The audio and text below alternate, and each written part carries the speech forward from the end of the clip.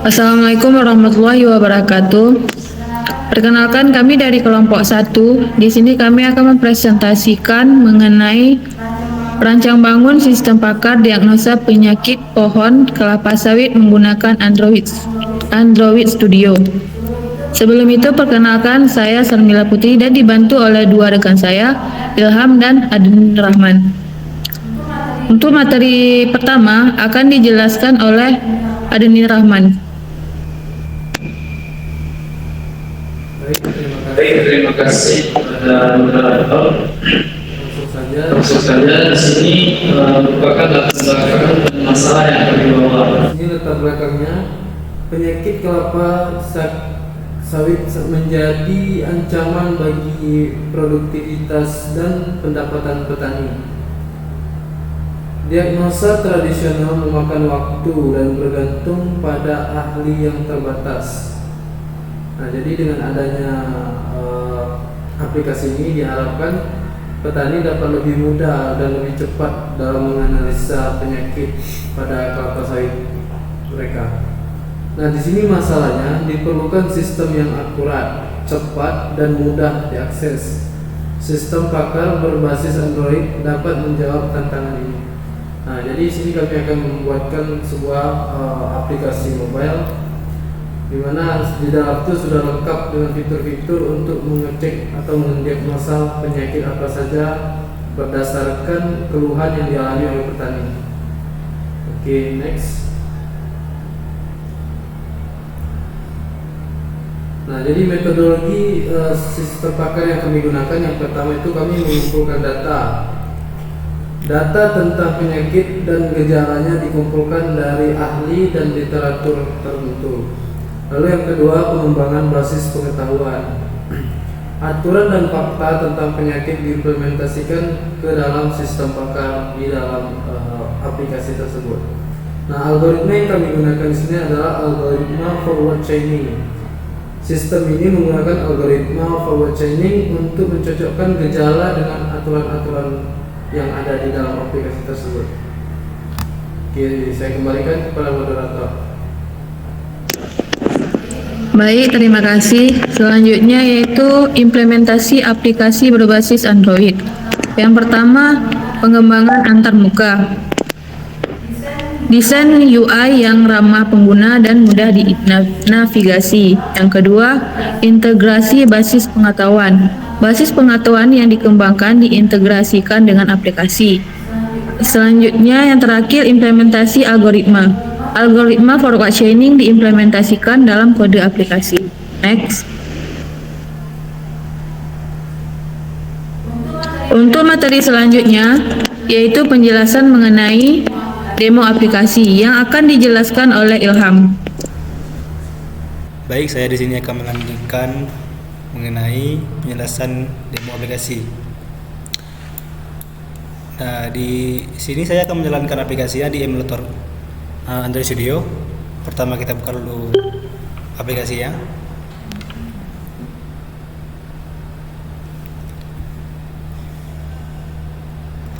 Nah, di sini ada tampilan awal, yaitu ada 3 menu. Yang pertama daftar penyakit, kedua konsultasi, yang ketiga tentang aplikasi. Yang pertama itu daftar penyakit. Kita lihat.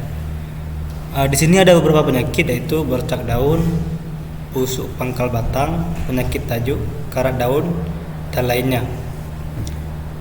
Untuk tampilan daftar penyakitnya dan penjelasannya gini, seperti ini. Nah, di sini ada penyakit bercak daun. Nah, ini penjelasannya. Terus yang di bawah itu penanganan. Oke. Nah, kita lihat penyakit yang lain, misalnya penyakit busuk pupus. Nah, ini penjelasan penyakitnya, terus cara penanganan penyakit tersebut. Oke. Selanjutnya kita lihat di bagian menu konsultasi tanaman. Nah, di sini ada gejala penyakit.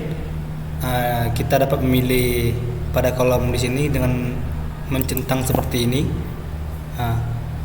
Untuk melihat hasil diagnosanya itu kita harus memilih maksimalnya tiga jenis gejala.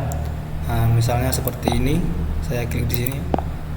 Langsung kita klik hasil diagnosa. Nah, ini penjelasannya. Terus kemungkinan penyakit yang dialami itu seperti apa.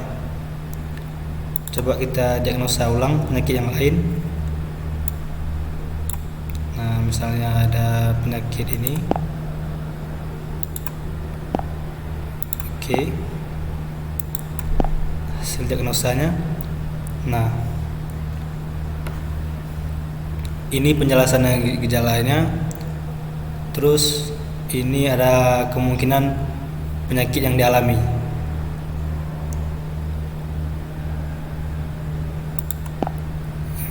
Cukup sekian penjelasan dari saya. Saya kembalikan ke moderator. Oke, baik. Setelah kita jalankan aplikasi yang di emulator Android Studio, selanjutnya kita jalankan di HP ya. Yang pertama kita buka dulu aplikasinya.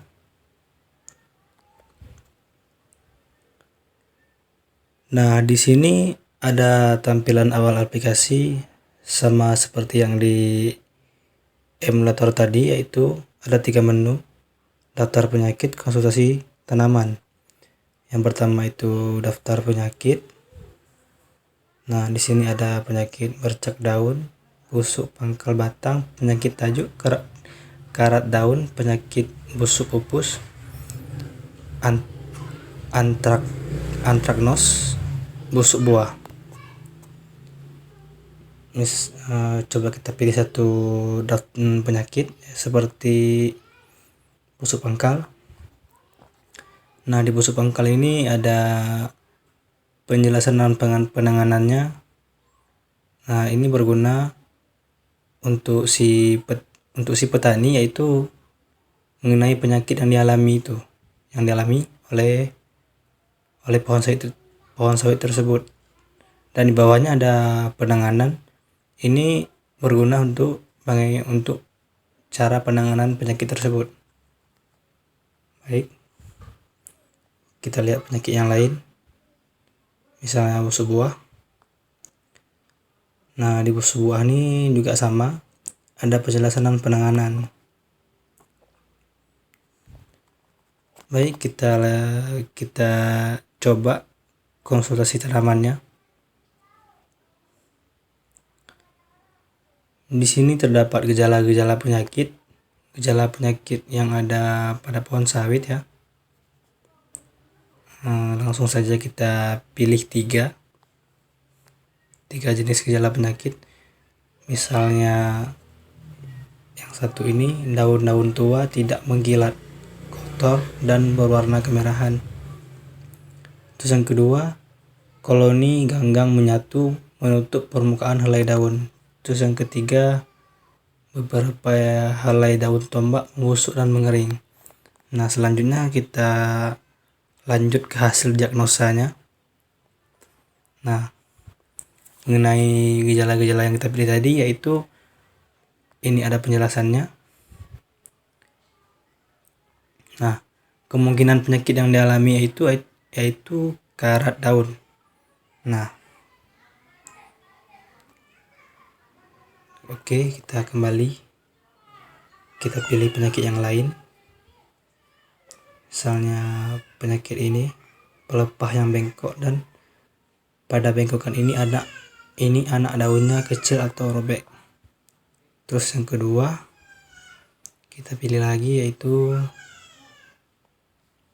gejala awal pada tanaman, menguningnya hampir seluruh pelepah daun.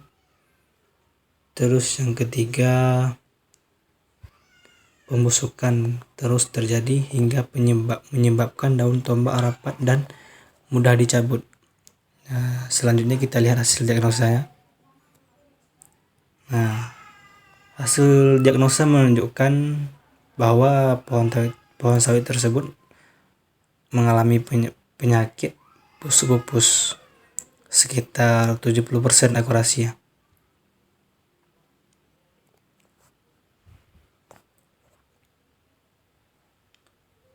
Baik, cukup sekian demo aplikasi dari saya. Saya kembalikan ke moderator.